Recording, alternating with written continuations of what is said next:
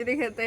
দেখো half nightie জামা কাপড় পরে চলে এসেছে এরা, কি বলবো আর দুঃখ জনক ব্যাপার।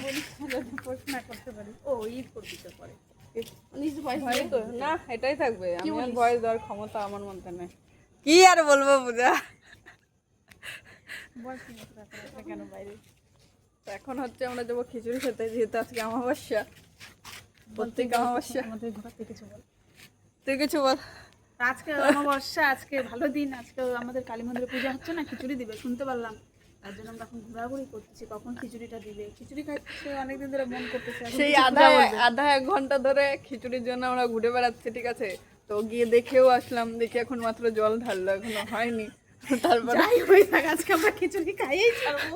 পূজা আপনি কিছু বলুন। না না বলবো না। কেন লজ্জা কেন পাচ্ছেন? খিচুড়ি খাবো না, খিচুড়ি খাওয়ার জন্য আমরা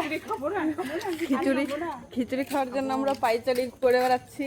রাত্রে এখন 9টা, এখন আমরা রাস্তায় ঘোরাঘুরি করছি কখন খিচুড়িটা দিবে দেখবো। আর গো দৌড় ঝাইরে ফুটে।